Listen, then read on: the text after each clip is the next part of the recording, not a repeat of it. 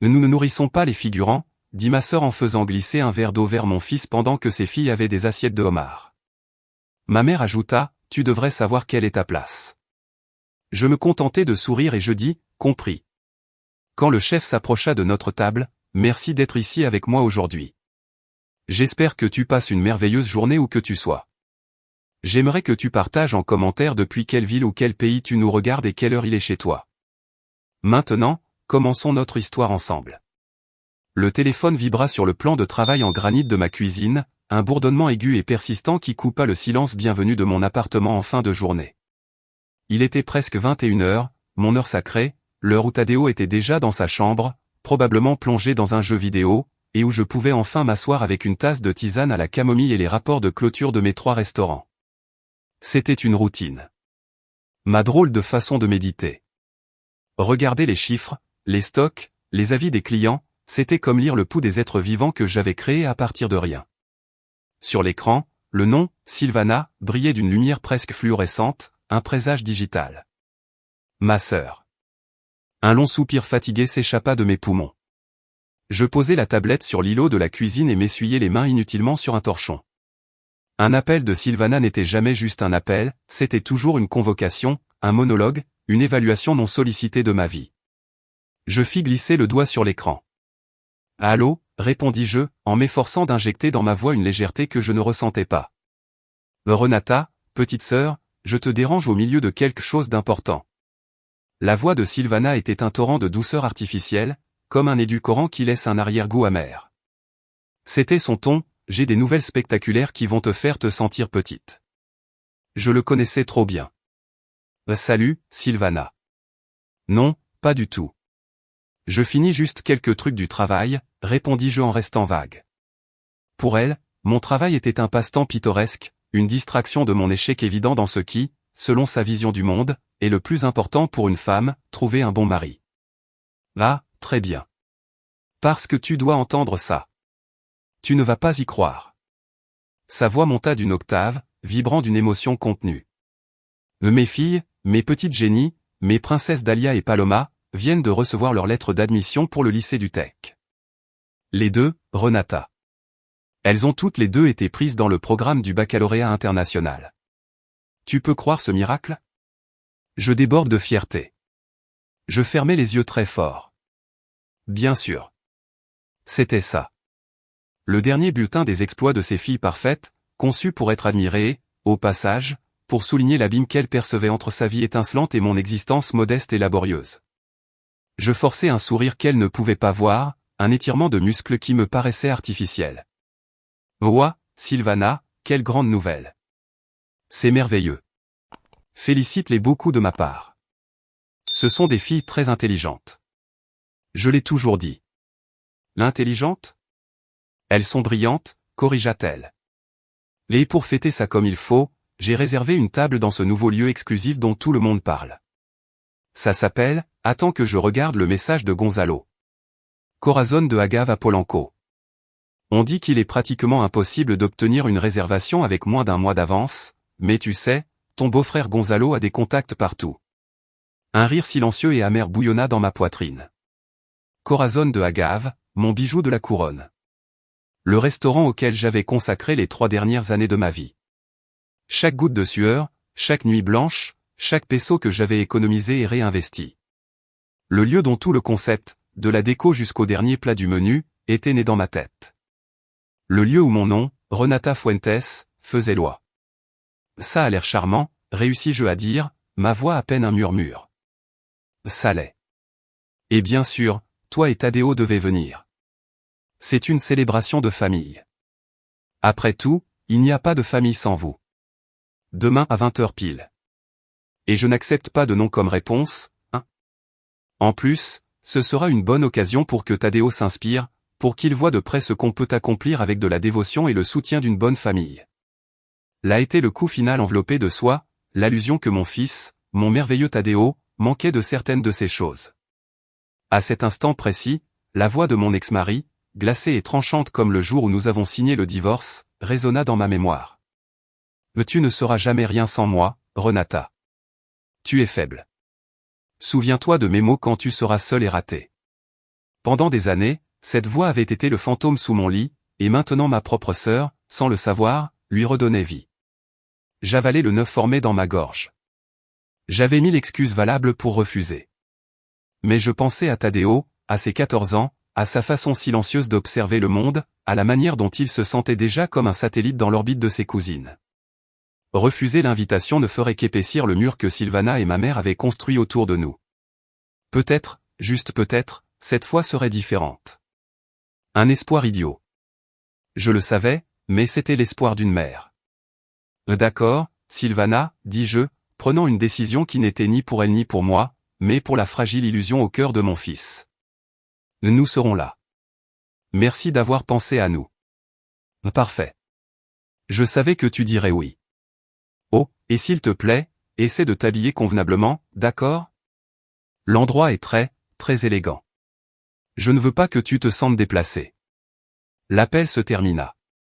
Je restai immobile dans ma cuisine. Le silence était maintenant chargé d'une tension de mauvais augure. L'invitation n'avait pas été un rameau d'olivier, ça avait été un gant jeté au sol. Et moi, par amour pour mon fils, je venais de me pencher pour le ramasser. Le lendemain, le trajet vers Polanco fut une étude de silence tendu. Je conduisais ma berline de milieu de gamme, une voiture fiable et discrète que j'avais achetée d'occasion il y a quelques années, à travers les rues bordées d'arbres et les boutiques de luxe du quartier le plus opulent de la ville. À côté de moi, Tadeo regardait par la fenêtre, les épaules voûtées dans une chemise bleue à boutons que nous avions achetée cet après-midi-là. J'avais insisté pour qu'il choisisse celle qu'il préférait, un petit acte d'autonomie avant d'entrer en territoire ennemi. Moi-même, j'avais passé une heure angoissée devant mon armoire. Que met-on pour assister à une célébration en ton honneur qui est en réalité une exécution publique de ton estime de toi? Comment s'habille-t-on pour la guerre quand l'ennemi croit que tu vas à une fête? Je rejetais les robes voyantes et les couleurs vives. Je ne voulais pas rivaliser. Je voulais être invisible, une observatrice. Au final, je choisis une robe noire coupe classique, en tissu lourd qui tombait élégamment jusqu'aux genoux. Elle était simple, anonyme. Mon armure. Je la complétais avec des talons pas trop hauts, mais qui me donnaient quelques centimètres d'autorité silencieuse. Quand je tournai au coin de la rue et vis la façade de Corazon de Agave, mon cœur fit un bond. La lumière chaude se déversait par les énormes baies vitrées, créant une aura dorée sur le trottoir. L'entrée en bois de Parota, massive et accueillante, l'enseigne en métal bruni avec le nom que j'avais tant peiné à choisir. Tout était un monument à mes nuits sans dormir, auprès que j'avais du quémander, à la fois inébranlable que j'avais eu en moi quand personne d'autre ne l'avait eu. C'était ma maison, et j'étais sur le point d'y entrer comme une étrangère. J'éteignis le moteur et restai un moment en silence, rassemblant des forces. Nous étions sur le point de descendre de la voiture quand je sentis une légère traction sur la manche de ma robe. C'était Tadeo. Sa main, d'habitude pleine de l'énergie nerveuse d'un ado, était froide. Maman? Sa voix fut si basse que je la confondis presque avec le murmure de la climatisation. Est-ce qu'on doit vraiment entrer? Je me tournai vers lui. À la lumière orangée du crépuscule filtrant par le pare-brise, je vis la profonde anxiété dans ses yeux. Ces grands yeux sombres qui étaient le miroir des miens. Ce n'était pas le trac d'un garçon timide devant un lieu chic. C'était plus profond, une fatigue de l'âme. C'était l'épuisement de quelqu'un qui sait qu'il va être jugé et déclaré insuffisant. Tati Sylvana, je crois qu'elle ne m'aime pas beaucoup, continua-t-il, le regard fixé sur ses mains qui jouaient nerveusement sur ses genoux. Et Mamie Eloisa me regarde toujours comme si j'avais fait quelque chose de mal. Chaque mot fut une petite dague dans mon cœur. Le poids de ma double vie, mère célibataire travailleuse aux yeux de ma famille, chef d'entreprise prospère dans la réalité, s'abattit sur moi. J'avais construit cet empire pour le protéger, pour lui offrir un avenir sans les manques que j'avais subis. Mais en voulant le protéger du monde, je l'avais peut-être laissé exposé à l'ennemi le plus proche, notre propre famille. Le secret que je gardais pour le protéger de la jalousie l'avait en réalité laissé sans défense face au mépris.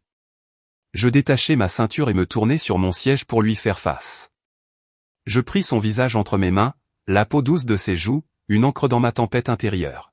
« Mon amour, écoute-moi très attentivement, lui dis-je. » Ma voix était basse et intense. « Tu as tout à fait raison. Parfois, Tati Sylvana et Mamie peuvent être difficiles, mais je veux que tu comprennes quelque chose de très important. Leur façon d'être n'a absolument rien à voir avec toi. C'est leur problème, pas le tien. Tu es l'enfant le plus incroyable que je connaisse. Tu es bon, tu es futé, et tu as un cœur qui ne tient pas dans ta poitrine. Tu m'entends? Je vis ses yeux se remplir de larmes et sentis les miennes brûler derrière mes paupières. Je sais, maman, mais ça fait mal quand elles disent des choses. Je sais, mon cœur. Je sais. Je l'interrompis doucement en le rapprochant pour un câlin. Mais c'est pour ça que je suis là. Je suis ton équipe. C'est toi et moi contre le monde, tu te souviens? Et je te promets ceci, je ne laisserai pas qu'on te fasse du mal. Ce soir, je serai ton bouclier. Tout va bien se passer, d'accord? Je te le promets. Il hocha la tête contre mon épaule, un geste petit et hésitant.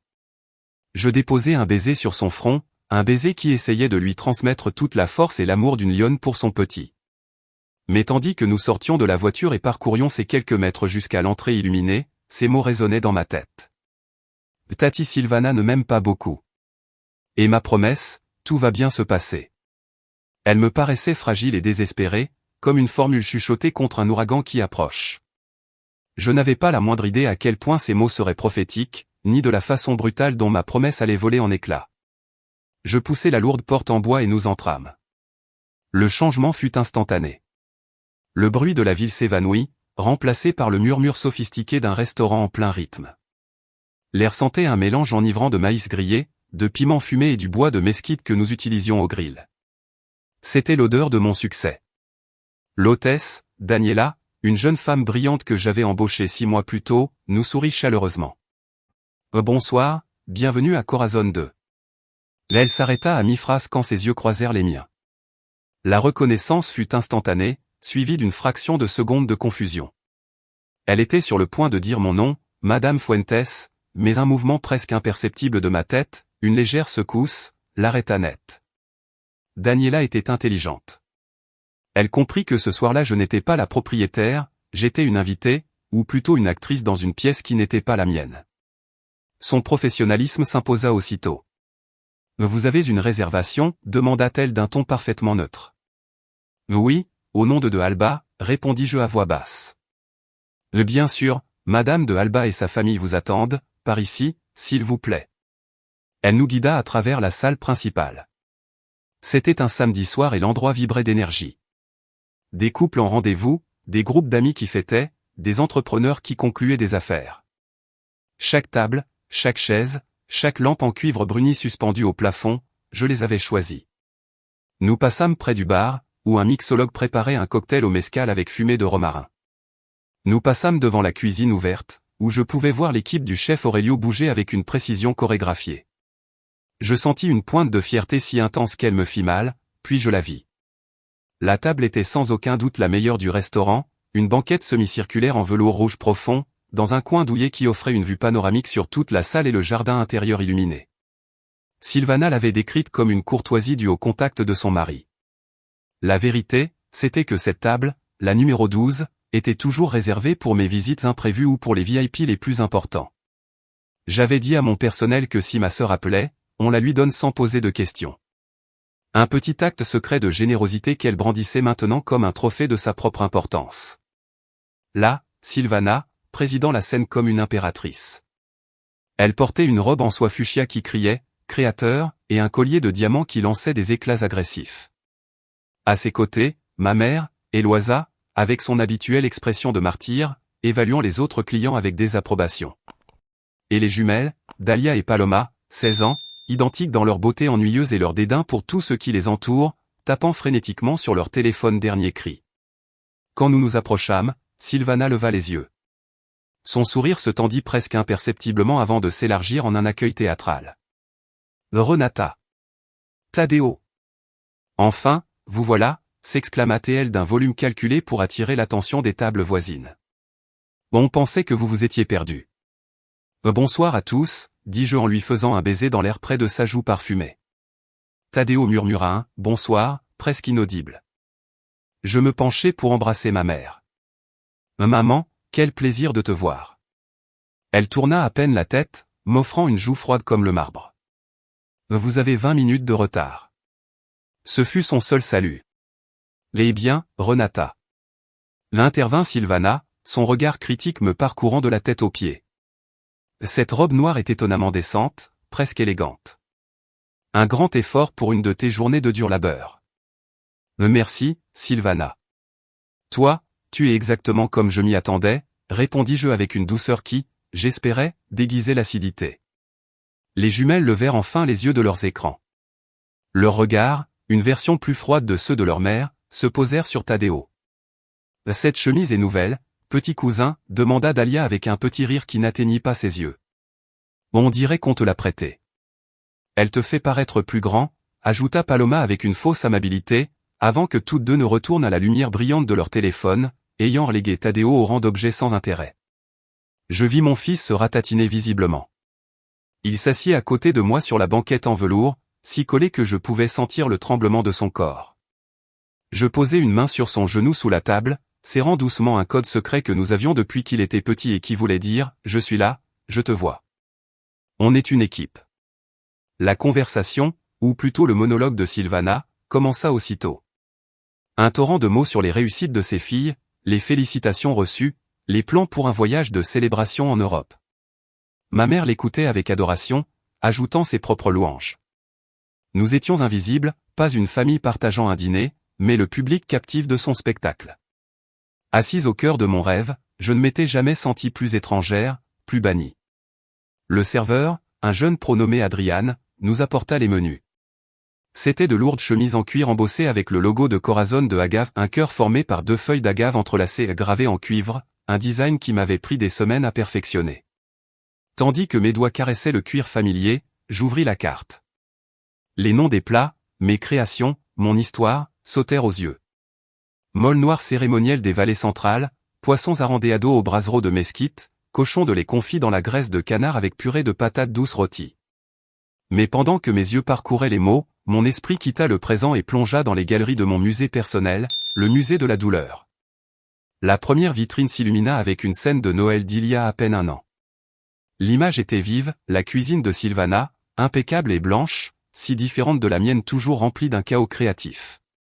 J'étais arrivé avec une lourde marmite en terre, mon offrande de paix. J'avais passé 2 jours entiers à préparer le mole noir de ma grand-mère, une recette transmise de génération en génération, un témoignage de notre héritage oaxacagne. J'avais grillé les piments à la main, moulu les épices sur le métate en pierre de ma grand-mère, remuant la pâte sombre pendant des heures jusqu'à la consistance parfaite. C'était plus que de la nourriture, c'était un acte d'amour. Ma mère, Eloisa, le goûta du bout de la cuillère, le visage impassible. Ce n'est pas mal, trancha-t-elle en haussant les épaules. Un peu sucré pour mon goût. Son indifférence fut comme une gifle. Minutes plus tard, Sylvana présenta un gâteau acheté dans la pâtisserie française la plus chère de la ville. Ma mère applaudit, les yeux brillants. Oh ma chérie. Ça, c'est un vrai dessert. Quelle élégance. Quel bon goût tu as, ma fille. Je vis mon molle le travail de 2 jours, l'âme de ma grand-mère reléguée dans un coin de la table pendant que tous dévoraient le gâteau industriel. Ce soir-là, j'avalais mon orgueil à la petite cuillère, froide et solitaire, en rentrant chez moi.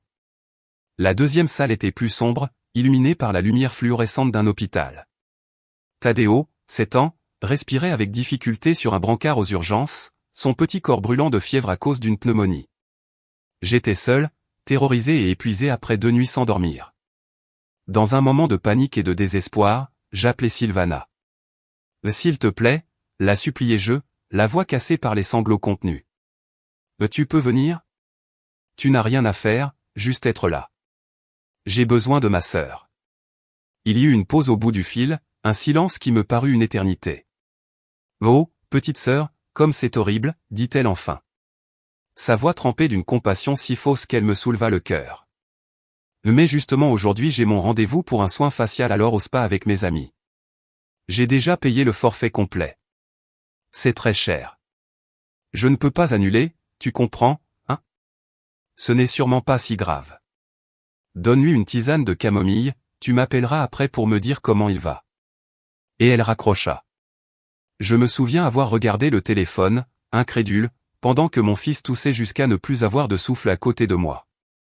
Ce jour-là, j'ai appris que le sang fait de toi une parente, mais que la loyauté fait de toi une famille. Mais il y avait une salle dans mon musée qui n'était pas remplie de douleur. C'était une salle baignée d'une lumière chaude, dédiée à mon oncle Ramiro, le frère cadet de ma mère, le menuisier aux mains calleuses et au cœur d'or. La pièce centrale était l'après-midi qui suivit mon divorce. J'étais assise par terre dans mon nouvel appartement minuscule, entouré de cartons et des décombres de ma vie d'avant. Il apparut à ma porte avec un sac en papier rempli de concha à la vanille, mes préférés, et un thermos de café de Hola. Il ne dit pas, je te l'avais dit. Il ne dit pas, pauvre petite. Il s'assit simplement par terre avec moi, en silence. Après un moment, il sortit une enveloppe froissée de sa poche. Ce n'est pas grand-chose, ma fille, dit-il en me l'attendant. Mais c'est à toi pour que tu commences quelque chose, ce que ton cœur te dira. Je pleurais en essayant de refuser ces économies de toute une vie. Il prit mes mains dans les siennes, rugueuses et fortes. Arrête d'écouter ta mère et ta sœur, Renata, me dit-il, sa voix ferme et pleine d'une foi inébranlable en moi. Elles ne voient que ce qu'elles craignent. Moi, je vois un feu en toi. Tu n'as pas besoin d'un homme pour te construire un château. Tu es le fichu château. Maintenant, va et construis tes murailles. Renata, tu es sur cette planète ou sur une autre? La voix de Sylvana, affûtée comme un couteau, me sortit de mes souvenirs. Je clignai des yeux, revenant à la banquette en velours rouge, au murmure du restaurant. Tous me regardaient avec impatience. Désolé, murmurai-je en fermant le menu. Je réfléchissais.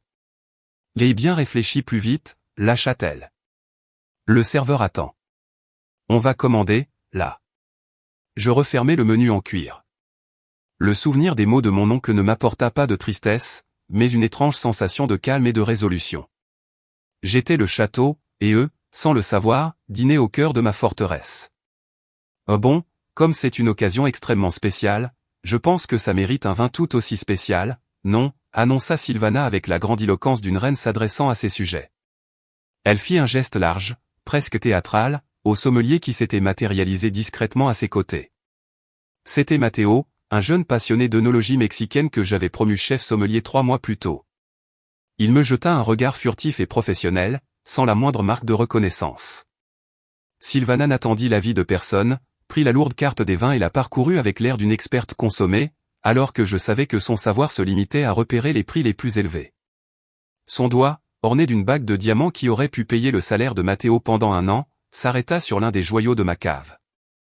Là, apportez-nous une bouteille de Nebbiolo ensemble unico de la vallée de Guadalupe.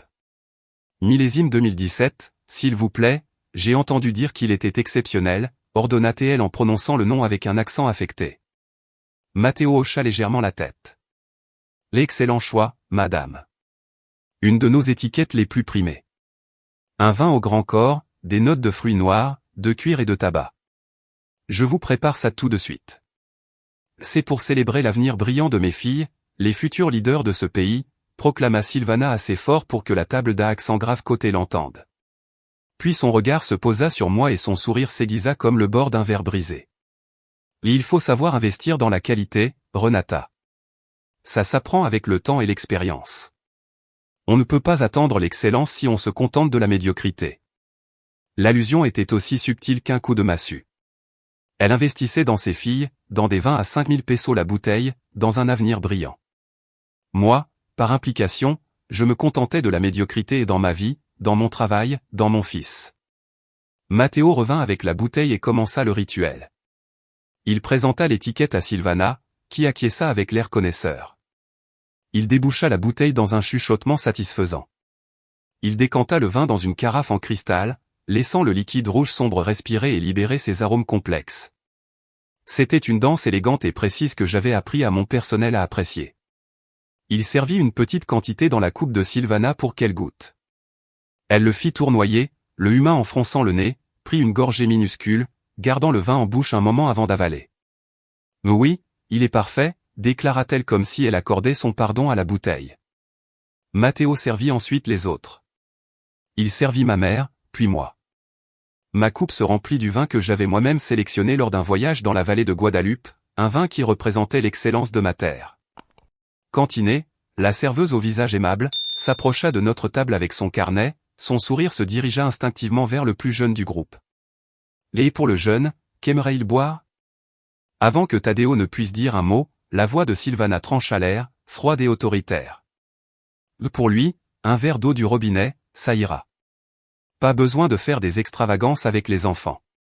Et le sucre, ce n'est pas bon pour sa croissance. Le sourire d'Iné vacilla, une micro-expression de surprise et de confusion qui dura moins d'une seconde. Ses yeux croisèrent les miens une fraction de seconde, cherchant un repère dans cette situation étrange. Je lui fis un hochement quasi imperceptible, un signe d'obéir. Son professionnalisme prit le dessus. Tout de suite, madame, murmura-t-elle en notant, même si ses joues avaient pris une légère teinte rosée. Je vis le visage de Tadeo. Il ne protesta pas, ne fit pas la moue. Je vis simplement sa mâchoire se tendre et ses yeux, qui quelques instants plus tôt brillaient d'émotion à l'idée d'être dans un lieu si spécial, s'éteindre et se baisser vers la nappe.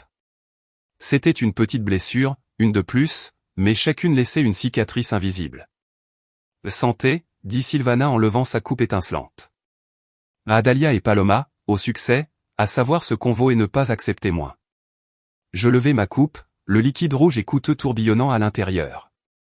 Le toast n'était pas pour ses filles, c'était une déclaration de sa propre supériorité. Et chaque gorgée que nous prenions était une confirmation de la hiérarchie cruelle qu'elle avait installée à cette table. Eux au sommet buvant le vin du succès, et nous, Tadeo et moi, en bas, buvant l'eau de l'insignifiance. Le vin, malgré son prix et son prestige, me parut amer dans la bouche. Amer comme l'injustice. Vint le moment de commander les plats. Sylvana, bien sûr, assuma le rôle de chef d'orchestre, position qu'elle estimait lui revenir de droit divin. Alors, mes reines, dit-elle d'une voix débordante de fierté maternelle en souriant à ses filles. Ce soir est pour vous, donc vous devez goûter l'absolue spécialité de la maison. J'ai entendu Gonzalo dire que c'est à tomber, le homard de Basse-Californie, au beurre de chiltepin et ail rôti. C'est le plat le plus célèbre. Prenez ça, j'invite. Vous le méritez. Dalia et Paloma, qui n'avaient presque pas quitté leurs écrans des yeux, acquiescèrent avec nonchalance. Oui, maman, ça a l'air parfait, dit Dalia. J'ai vu une influenceuse poster une photo de ce plat la semaine dernière, ajouta Paloma, comme si c'était la seule validation qui comptait. Parfait, décréta Sylvana. Moi, je veux le bar en croûte de sel. On m'a dit que la présentation est tout un spectacle. Et pour toi, maman, se tourna-t-elle vers Eloisa, je te recommande les pétoncles snackés avec purée de pois et menthe. C'est incroyablement frais et léger. Ma mère hocha docilement la tête, son choix de plat, comme beaucoup d'autres aspects de sa vie, délégué à sa fille préférée. Iné, la serveuse, nota tout avec une efficacité silencieuse. Puis ses yeux, gentils et un peu nerveux, se posèrent sur Tadeo. Mon fils avait étudié le menu dans un silence quasi révérencieux. Contrairement à ses cousines, lui lisait vraiment les descriptions, murmurant les ingrédients pour lui-même. Ses yeux, d'habitude timides, brillaient d'une curiosité authentique. C'était un petit chef en germe, un trait qu'il tenait de moi. Il leva d'abord les yeux vers moi, une demande silencieuse dans le regard. Je lui souris et lui fis un léger signe de tête, l'encourageant. Avec un courage qui me gonfla le cœur de fierté, il s'adressa à sa tante. « Tati Sylvana, dit-il d'une voix un peu tremblante mais parfaitement claire, je peux prendre le homard aussi ?» La description a l'air trop bonne. Le silence tomba instantanément sur la table, dense et étouffant. Comme si quelqu'un avait aspiré tout le son. Sylvana posa son menu sur la table d'un geste lent et délibéré. Un sourire le plus laid et condescendant que je lui ai jamais vu se dessina sur ses lèvres. Ce n'était pas un sourire amusé, c'était le sourire d'un prédateur sur le point de jouer avec sa proie. Elle se pencha vers l'avant, posant les coudes sur la table. Sa voix, quand elle parla, fut délibérément mesurée et forte, faite non seulement pour Tadeo, mais pour toute la table et peut-être pour l'histoire. « Oh, Tadeo, mon chéri, comme tu es mignon. » Son ton dégoulinait d'une pitié venimeuse qui me glaça le sang. « Regarde, laisse-moi t'expliquer quelque chose pour que tu comprennes comment marche le monde réel, parce qu'il semble que ta mère ne te l'a pas appris. » Elle me lança un regard furtif et tranchant. « Ce dîner, mon amour, est une célébration, un événement important. C'est pour fêter Dalia et Paloma pour leur incroyable réussite. Elles sont les protagonistes de cette nuit, les stars du spectacle. Tu comprends ? Jusqu'ici. » Tadeo hocha la tête, confus, le visage qui perdait sa couleur. « Bien, continua Sylvana, visiblement ravie de sa cruelle pédagogie. Dans la vie, comme au cinéma, il y a des protagonistes et puis il y a les figurants. Le remplissage, les gens qu'on met en fond pour que la scène paraisse plus pleine et réelle. Ils sont importants, bien sûr, mais ils ne sont pas l'histoire. Ils font juste partie du décor. Son regard, dur et sans un soupçon de compassion, se planta dans mon fils. Ce soir, mon chéri, toi et ta mère, vous êtes les figurants. Vous êtes nos invités de soutien. Je sentis un coup sourd dans le plexus, comme si on m'avait ôté tout l'air des poumons. Le murmure du restaurant disparut complètement. Tout mon univers se réduisit au visage de mon fils. Je vis la confusion initiale dans ses yeux laisser place lentement à la lumière horrible de la compréhension. Je vis comment sa fragile carapace de bravoure se fendillait et se pulvérisait. Je vis sa lumière intérieure s'éteindre comme une bougie soufflée avec cruauté. Mais Sylvana, dans son extase de pouvoir, n'avait pas fini. On ne donne pas du homard aux figurants, Tadeo. On ne les nourrit pas avec des plats à 2000 pesos. Ce serait du gaspillage, tu ne crois pas? Les figurants doivent être reconnaissants d'avoir une place à la table des protagonistes et pour le verre d'eau qu'on leur offre. Elle se tourna vers ma mère pour chercher l'approbation finale de son discours. Ma mère, Eloisa, hocha la tête avec une solennité grave, comme un juge prononçant une sentence irrévocable. Ta tante a tout à fait raison, Tadeo. Il faut apprendre à savoir quelle est notre place dans chaque situation. Ce n'est pas bon d'être ambitieux ni de demander ce qui ne nous revient pas. C'est une leçon d'humilité de savoir où est notre place. La phrase me frappa avec la force d'une gifle physique. La même phrase qu'on lui avait répétée toute sa vie, la même qu'elle m'avait répétée. Une chaîne d'humiliation transmise de mère en fille. Satisfaite de sa leçon magistrale de cruauté, Sylvana fit un geste dédaigneux à Iné, qui était toujours là, paralysée comme une biche dans les phares. Donc non, il ne va pas commander le homard. En fait, il ne va absolument rien commander. Il mangera quelque chose en rentrant à la maison. Et alors, comme un coup de grâce finale, un poison distillé à l'état pur, elle prononça les mots qui se graveraient au fer rouge dans ma mémoire pour toujours, les mots qui allaient tout changer. Ici, on ne nourrit pas les picassiettes. Les picassiettes. Le mot résonna dans le silence. Parasites. Ceux qui vivent de la charité des autres. La plus grande humiliation. Je ne regardais pas ma sœur. Je ne regardais pas ma mère. Je ne pouvais pas détacher les yeux de mon fils. Je vis son petit corps se replier sur lui-même, ses épaules s'affaisser comme si le poids de ce mot l'écrasait physiquement. Je le vis baisser les yeux vers le verre d'eau qu'on lui avait servi, ses petites mains l'entourant comme si c'était une bouée de sauvetage. Et alors, je le vis. Une larme solitaire, brillante et parfaite, roula sur sa joue et tomba silencieusement sur la nappe en lin blanc, laissant une petite tache sombre. À cet instant, quelque chose en moi, quelque chose qui était fissuré et rafistolé depuis des années, vola en éclats. Mais je ne m'effondrai pas, je ne criai pas. Des décombres de ma patience, des ruines de mon espoir d'avoir une famille normale, ne surgit pas la douleur.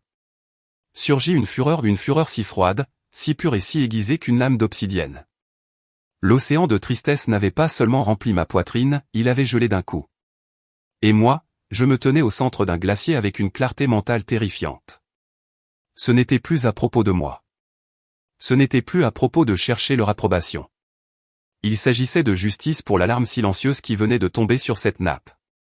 Je levai les yeux du visage dévasté de mon fils et regardai autour de moi comme si je me réveillais d'un long rêve. La vie au restaurant continuait, inconsciente de la petite et brutale exécution qui venait d'avoir lieu à notre table. Les gens riaient, les verres tintaient, la douce musique de piano flottait dans l'air. Personne ne s'en était rendu compte. Le monde continuait de tourner, mais mon monde à moi s'était arrêté et fracturé en 1 million de morceaux. Ma famille, pourtant, semblait satisfaite, comme si elle venait de réaliser un acte de justice nécessaire. Sylvana se cala contre le dossier en velours avec l'air triomphant d'un général qui vient de gagner une bataille décisive. Son visage brillait de lueurs d'autosatisfaction.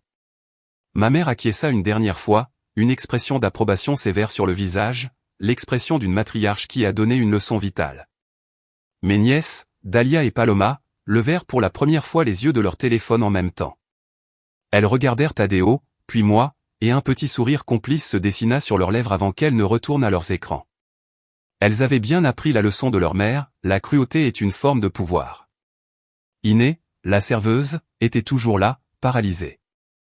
Elle tenait son carnet avec les jointures blanches, son regard allant de Sylvana à moi, son jeune visage en masque d'incrédulité et d'horreur professionnelle. Elle s'attendait à une explosion. Elle s'attendait à ce que je crie, que je pleure, que je fasse une scène. C'est ce que n'importe qui à ma place aurait fait, mais je ne fis rien de tout ça. À la place, je pris une grande inspiration, une bouffée d'air glacé qui sembla solidifier le glacier dans ma poitrine. Et puis je souriais. Un petit sourire, à peine une courbe imperceptible sur mes lèvres. Il n'atteignit pas mes yeux. Mes yeux, à cet instant, étaient froids et vides comme l'Arctique. C'était le sourire le plus dangereux que j'ai jamais esquissé de ma vie. Je me penchai légèrement vers la table, attirant le regard confus, et je dis d'une voix si calme et sereine qu'ils durent se pencher pour m'entendre. Compris. Notez. Mon calme les déstabilisa plus que n'importe quel cri. La réaction qu'ils attendaient ne vint pas, et ça les laissa sans script. Mais qu'est-ce que ça veut dire, demanda Sylvana, sa certitude vacillant pour la première fois de la soirée. La lionne n'avait pas rugi, elle était restée immobile et c'était beaucoup plus effrayant. Ça veut dire que je t'ai entendu, sœur, répondis-je, mon sourire sans faiblir. Clair et net, chaque mot. Je me tournai vers Iné, qui ressemblait toujours à une statue sur le point de se briser.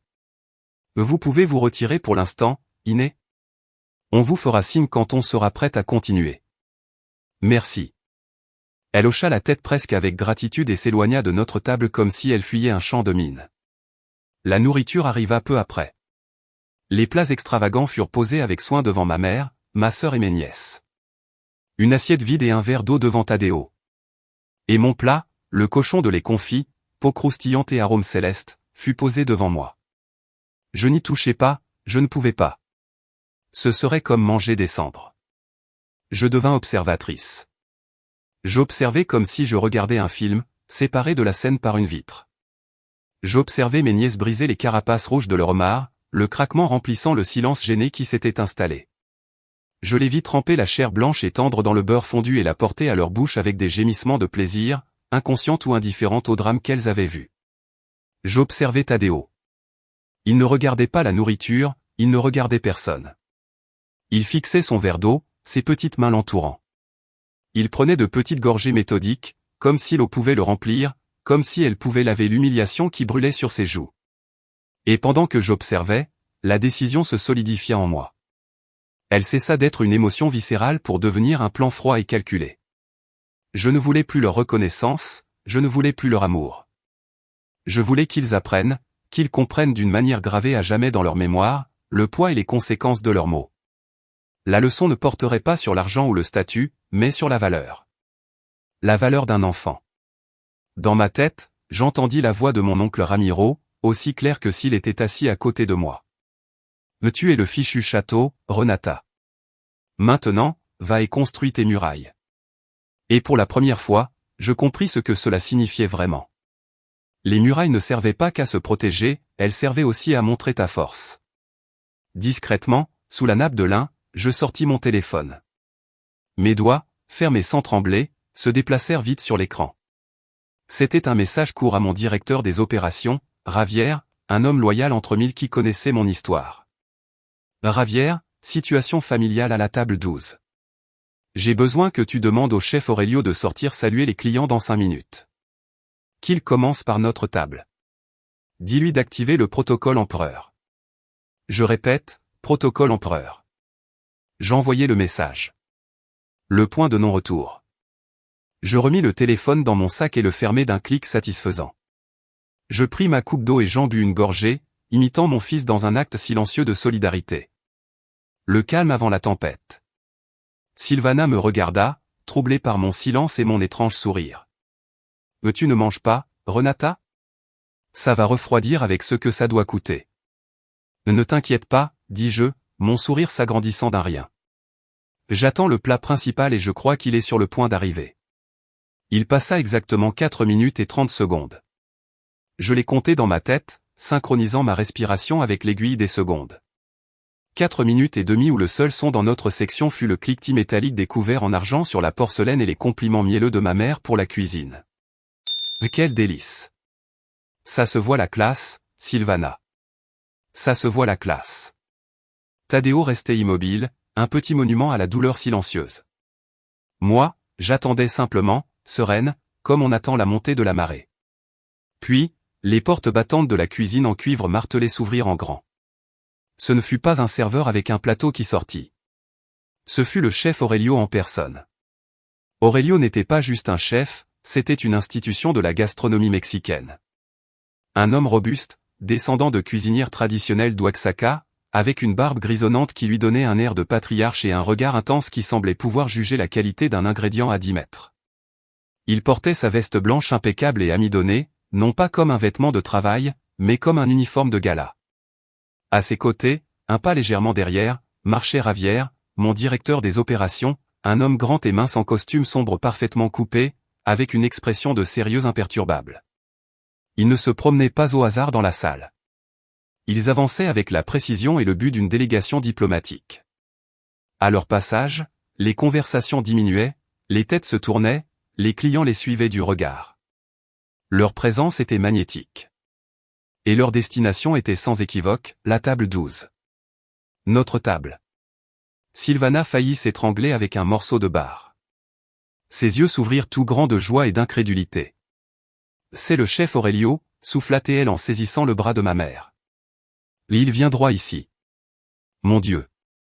Sûr que quelqu'un du resto lui a dit qui est Gonzalo. C'est incroyable. Ma mère se redressa d'un coup, lissant les plis invisibles de son chemisier. Les jumelles quittèrent enfin l'hypnose de leur téléphone, leur visage d'ado soudain plein d'une attention respectueuse. La vanité de ma famille était un spectacle digne d'étude. Ils étaient si immergés dans leur propre récit d'importance qu'ils étaient incapables d'imaginer un univers où ils ne seraient pas le centre. Je me levai lentement, d'un mouvement fluide, juste quand Aurelio arrivait à notre table. Son visage, habituellement sévère et concentré quand il est en service, s'adoucit une fraction de seconde en me voyant. Un geste presque imperceptible, mais pour moi, c'était tout. « Chef » m'exclamai-je d'une voix claire et sonore, délibérément projetée pour attirer l'attention des tables autour. Quel honneur incroyable et merveilleux. Merci de prendre le temps de sortir de votre cuisine. Pourriez-vous nous accompagner un moment? Nous ne voulons pas vous prendre trop de temps. Aurelio me lança un regard qui contenait l'histoire des 3 dernières années, les nuits de planification, les discussions sur les menus, le respect mutuel que nous avions forgé. Il y eut un éclat de profonde compréhension dans ses yeux. « Madame » dit-il avec une inclination formelle de la tête qui fit halter de plaisir Sylvana. Puis son visage se recomposa en un masque de cordialité professionnelle parfaite. « Le plaisir est pour moi. Tout est à votre goût ce soir? » Tout est absolument exquis, chef. Comme toujours, répondis-je, ma voix sonnant chaleureuse et naturelle.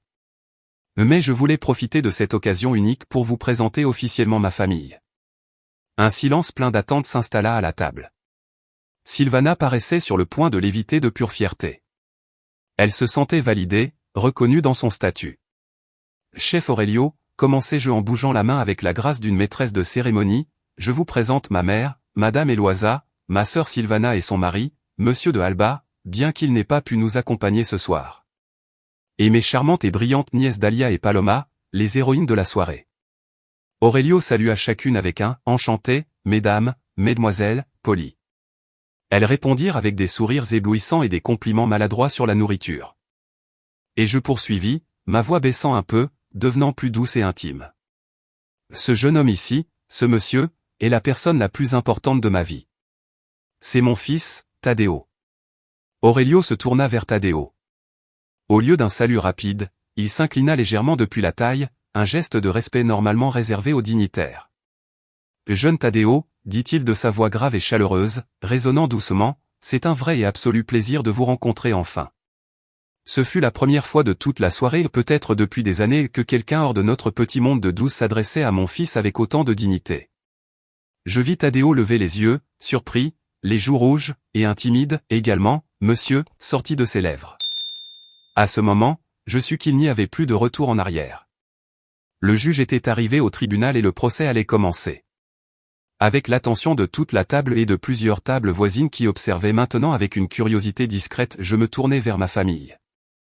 Mon sourire était toujours là, mais il avait maintenant un tranchant qui aurait pu couper le diamant de l'anneau de Sylvana. Le chef Aurelio est un génie, n'est-ce pas, commençai-je, d'un ton léger et trompeusement conversationnel. Il est l'âme et le cœur de cet endroit. J'ai eu une chance incroyable de pouvoir le convaincre de quitter son restaurant acclamé, 2 étoiles Michelin, à Oaxaca, pour venir à Mexico diriger ce projet nouveau et ambitieux. Sylvana laissa échapper un ricanement condescendant, incapable de résister à la chance de me rabaisser. Oh, Renata, s'il te plaît, qu'est-ce que tu saurais de convaincre des génies de ce niveau? Soyons réalistes. Ça a sûrement été Gonzalo, mon mari, qui a tiré les ficelles et utilisé ses contacts pour le faire venir. Ce monde tourne avec les influences, petite sœur, pas avec, enfin, pas avec ce que tu fais pour survivre.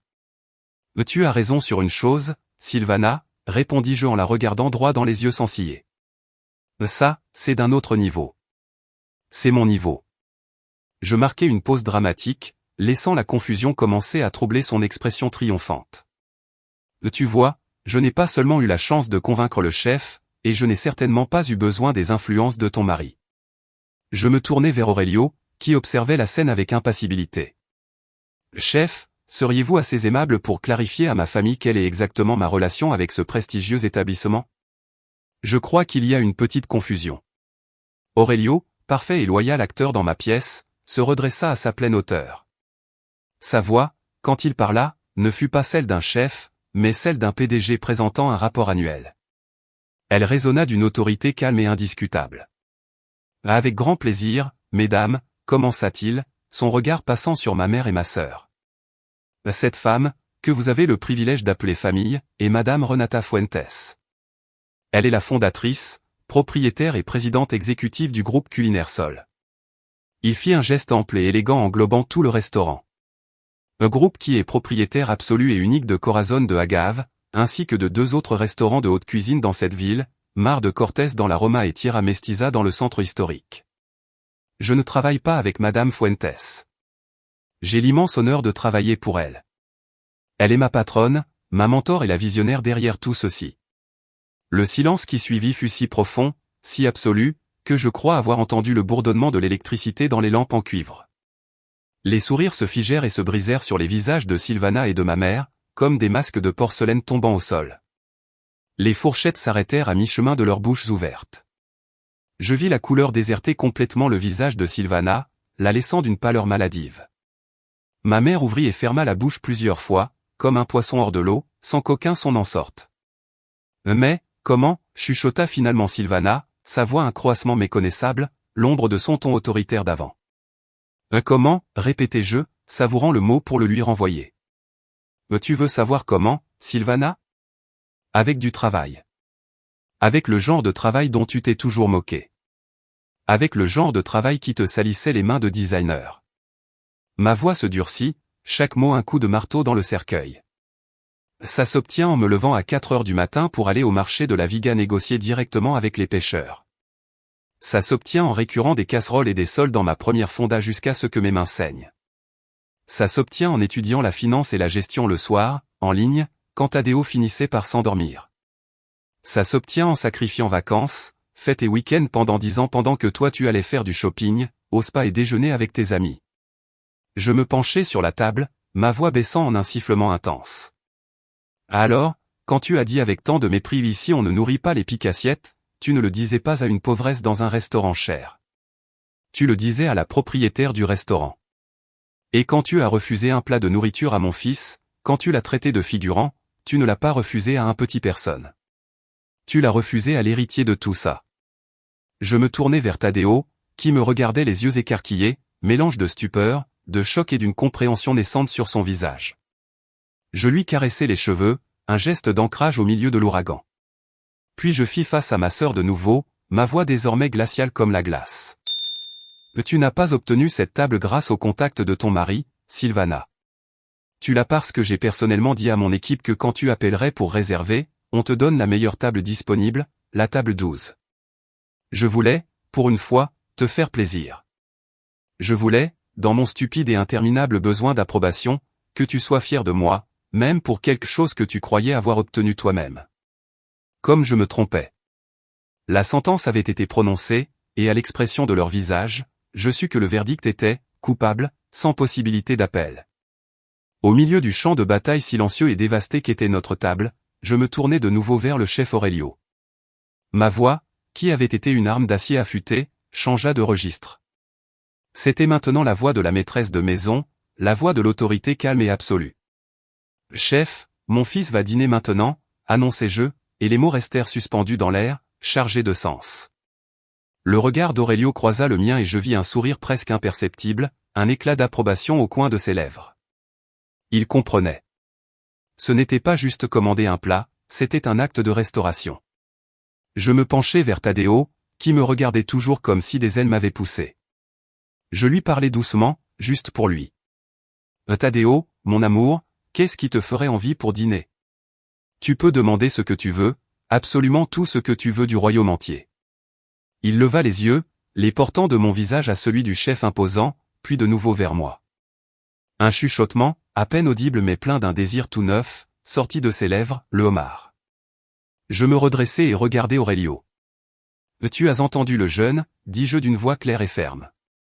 Un homard de Basse-Californie pour mon fils. Le plus gros, le plus frais et le plus juteux que tu as en cuisine.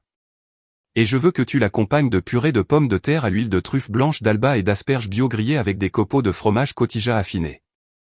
Aurelio hocha la tête, le visage en masque de sérieux professionnel. Considérez que c'est fait, chef. Il allait se retirer quand je l'arrêtai d'un geste. Attends, Aurelio. Ce n'est pas tout. Mon regard glissa un instant vers ma mère. Elle semblait avoir vieilli de 10 ans en 5 minutes. Elle avait les yeux fermés, comme si elle ne pouvait pas supporter la scène. Je veux que tu prépares quelque chose de spécial, continuai-je, ma voix désormais chargée d'une émotion délibérée. Quelque chose qui n'est pas au menu. Prépare le filet mignon oncle Ramiro. Le nom résonna dans l'air, un écho du passé. C'était un plat qu'Aurelio et moi avions créé ensemble un soir après plusieurs verres de mezcal, en hommage à mon oncle, le menuisier qui avait cru en moi. On utilisait une pièce de viande de la plus haute qualité et on la fumait lentement avec le même bois de mesquite que mon oncle utilisait dans son atelier. C'était le plat le plus personnel, le plus significatif de toute mon entreprise. C'était un hommage à mon seul allié. Je savais que pour ma mère, entendre ce nom dans ce contexte serait comme une dague au cœur. Lait à boire, poursuivis-je, sentant chaque mot solidifier ma nouvelle position de force, je veux que tu ouvres une bouteille de la réserve de la patronne. C'était un vin en édition limitée qu'une prestigieuse cave de la vallée de Guadalupe avait embouteillé exclusivement pour moi, avec mes initiales gravées sur l'étiquette. C'était le vin que je servais pour conclure les accords les plus importants, pour célébrer les victoires les plus significatives. Serre un verre pour mon fils et un pour moi. Le reste de la table peut continuer avec son eau. Ce sera un plaisir absolu, Renata, dit Aurelio, utilisant mon prénom pour la première fois, signe de sa loyauté profonde. Et d'une dernière inclination de tête, lui et Ravière se retirèrent, laissant derrière eux un silence encore plus profond et une famille complètement brisée. Je me rassis. Le silence à la table n'était plus lourd et inconfortable. Il était creux, vide. Le silence de la défaite. Mes nièces regardaient leurs assiettes de homard à moitié mangées comme si elles s'étaient soudain transformées en insectes vénéneux. Sylvana fixait un point au loin, le visage masque d'humiliation et de choc. Ma mère gardait les yeux fermés, refusant d'être témoin du nouvel ordre mondial que je venais d'établir.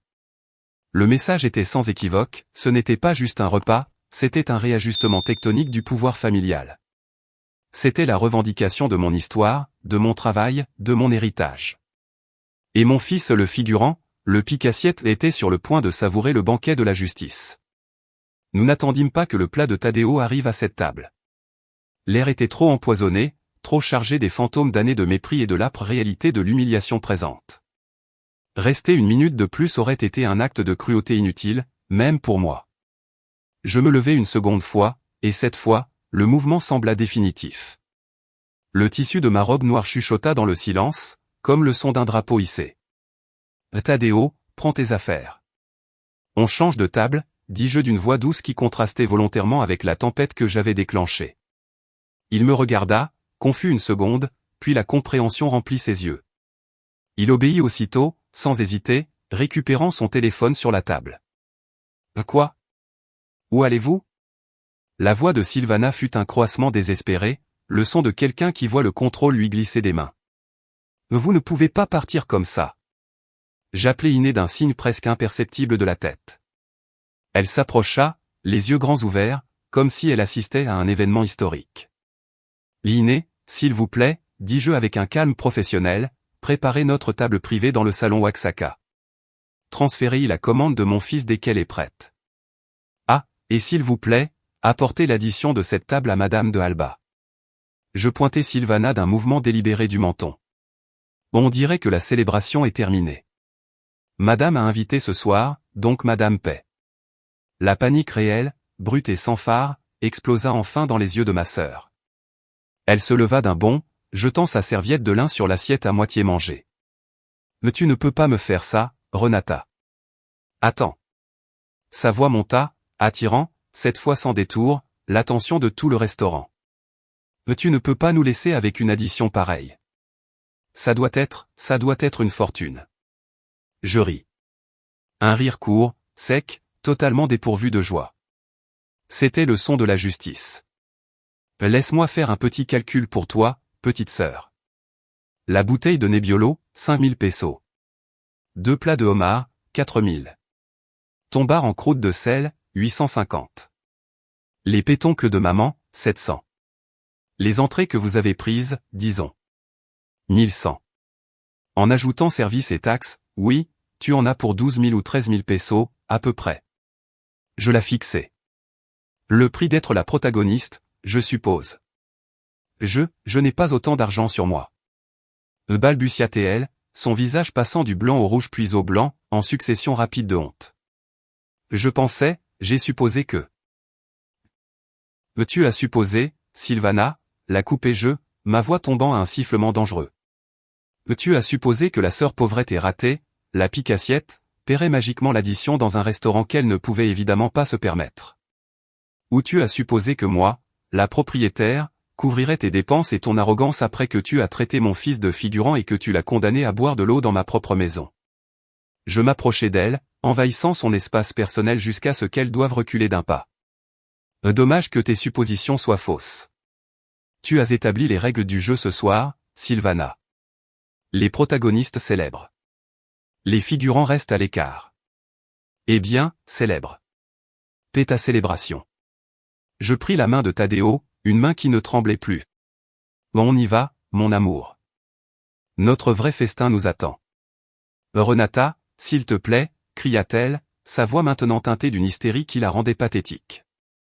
Ne sois pas comme ça. On est la famille. Je m'arrêtai au bord de la banquette et la regardai par-dessus l'épaule une dernière fois. Un sourire triste et définitif se dessina sur mes lèvres. Mais tu as raison, Sylvana.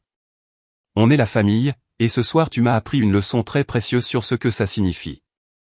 Je marquai une pause. Je fais simplement ce que tu dis, savoir quelle est ma place. Et sur ce dernier coup, utilisant ses propres mots comme une arme, je me retournai et m'éloignai avec mon fils à mes côtés, la tête maintenant haute, laissant derrière nous le désastre fumant de son arrogance et une addition que, pour la première fois de sa vie, ma sœur allait devoir payer elle-même. Si tu es encore là, s'il te plaît, aide-moi en likant la vidéo et en commentant le chiffre 1 en bas. Comme ça je saurai que tu as liké et que tu m'accompagnes sur ce chemin. Ton soutien m'encourage énormément. Commente, et écoute-moi pendant que je continue mon histoire. Le salon Waxaka était mon sanctuaire. Une pièce privée à l'arrière du restaurant, isolée du bruit et des regards de la salle principale. Ce n'était pas ostentatoire. Il y avait une seule table en bois de parota massif, récupérée d'une ancienne hacienda. Les murs étaient couverts de textiles artisanaux de Théotitlan d'Elval, avec leurs motifs zapothèques complexes, et une immense fenêtre du sol au plafond donnait sur un petit jardin secret que j'avais moi-même conçu, plein d'agaves, de lavande et d'herbes aromatiques. C'était l'endroit où je venais penser, créer, respirer. Peu après que nous nous fûmes assis dans le silence paisible de la pièce, la porte s'ouvrit et Aurelio entra en personne, poussant un chariot de service en argent rutilant. Dessus, un banquet qui aurait fait pleurer un roi. Le homard de Tadeo était magnifique, la chair blanche nacrée luisant du beurre au chiltepin. À côté, le filet mignon oncle Ramiro, parfaitement saisi à l'extérieur et rouge juteux à l'intérieur, dégageait un arôme fumé de mesquite qui me fit monter les larmes aux yeux. Il y avait des bols en argent avec purée à la truffe, asperges, et la bouteille de réserve de la patronne, déjà décantée et prête à être servie. Aurelio servit Tadeo avec la solennité et le respect d'un majordome royal, servant l'héritier au trône. Il coupa un morceau de filet pour lui, servit le homard, plaça les garnitures. Mon fils regardait la nourriture avec une sorte d'étonnement sacré, comme s'il n'osait pas y toucher. « Bon appétit, jeune patron », dit Aurelio avec un clin d'œil complice avant de se retirer en silence. Taddeo prit une bouchée de homard. Ses yeux se fermèrent dans une extase pure. « Maman, dit-il la bouche pleine, la voix pleine d'émerveillement, c'est la meilleure chose que j'ai mangée de toute ma vie. » Je le regardais manger, le cœur gonflé d'un mélange doux-amer d'amour, de douleur et d'une fierté féroce. Il mangeait avec l'appétit d'un garçon de 14 ans, mais aussi avec une confiance nouvelle, comme si chaque bouchée affirmait son droit d'être là, de profiter, d'exister. Au bout d'un moment, il posa la fourchette et me regarda, les yeux sérieux et pleins de questions. « Maman, maintenant on est riche », demanda-t-il avec l'innocence directe de ses 14 ans. Je pris sa main au-dessus de la table, une main presque aussi grande que la mienne. « Non, mon amour », lui répondis-je doucement, cherchant les mots exacts. « Nous ne sommes pas riches, nous sommes libres. » Il fronça les sourcils, essayant de comprendre la différence. « Nous sommes libres », répétai-je, la voix chargée de l'émotion d'une décennie de lutte. « J'ai travaillé toutes ces années, Taddeo, pas pour avoir de l'argent en banque. L'argent n'est qu'un outil. J'ai travaillé pour avoir la liberté que personne, plus jamais dans ta vie, ne te fasse sentir que tu vaux moins. J'ai travaillé pour qu'aucun idiot au monde ne mette un prix sur ta dignité et décide que ça ne vaut qu'un verre d'eau du robinet. » Je me penchai vers lui, m'assurant qu'il comprenait la leçon la plus importante que je pouvais lui enseigner. Ta valeur n'est pas dans ce qu'on mange, ni dans les vêtements qu'on porte, ni dans la maison où l'on vit. Ta valeur est ici. Je posai ma main sur son cœur. Elle est dans ta bonté, dans ton intelligence, dans la façon dont tu traites les autres. Et ça, mon amour, ça n'a pas de prix. Ça te rend inestimable. Il me regarda et, pour la première fois, je crois qu'il comprit l'ampleur de mes sacrifices. Il vit au-delà de la mère fatiguée qui rentre tard à la maison. Il vit la guerrière qui avait combattu pour lui en silence pendant toutes ces années. Une larme solitaire cette fois, non de douleur, mais de compréhension roula sur sa joue. « Je t'aime, maman », murmura-t-il, la voix brisée par l'émotion. « Et moi, je t'aime, mon héritier », répondis-je, ma propre voix cédant enfin aux larmes. « Tu es mon seul et vrai héritage, mon trésor le plus grand. » Nous terminâmes notre dîner dans une paix tranquille et réparatrice, parlant de l'école, de ses amis, d'un nouveau jeu vidéo qu'il voulait acheter. Pour la première fois depuis longtemps, nous parlâmes sans l'ombre de la précarité ni le besoin de paraître. Nous parlâmes comme deux personnes libres. Quand nous étions sur le point de partir, Javier, mon directeur, frappa discrètement à la porte et entra.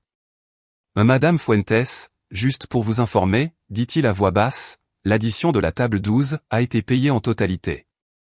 Il y a eu une petite discussion entre les dames, mais elles ont fini par payer avec 2 cartes différentes. » J'acquiesçai. « Merci, Javier. » Elles ont dit quelque chose en partant? Javier hésita un moment. Madame de Alba était très bouleversée, mais avant de partir elle s'est approchée d'Iné, la serveuse. Elle lui a laissé un pourboire très généreux et lui a demandé de vous dire qu'elle était vraiment désolée. Je le regardais. Elle a demandé à Iné de me le dire à moi. Oui, madame. C'étaient ses mots. Merci, Javier. Je te remercie, toi et toute l'équipe, pour votre professionnalisme ce soir. Nous sommes à votre service, chef, dit-il avec un sourire complice avant de se retirer. Un pardon par intermédiaire. Un pardon n'est non du repentir sincère, mais de l'humiliation publique. Ce n'était pas un vrai pardon, c'était une tentative de sauver les apparences, même dans la défaite.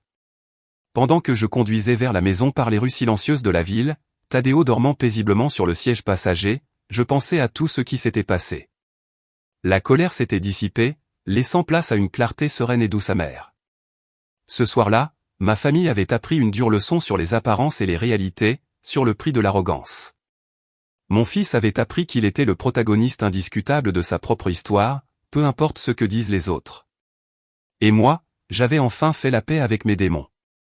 J'avais prouvé, non pas à eux, mais à moi-même, que la voix de mon ex-mari était un mensonge. Je n'avais pas besoin qu'un homme me construise un château. J'étais le fichu château et ce soir-là, pour la première fois, j'avais défendu ses murailles, protégé son prince et repris mon trône. Maintenant, Je vous demande à vous qui avez écouté mon histoire jusqu'au bout, pensez-vous que j'ai été trop dur? Ai-je bien fait de tracer cette ligne dans le sable une bonne fois pour toutes, même avec ma propre famille?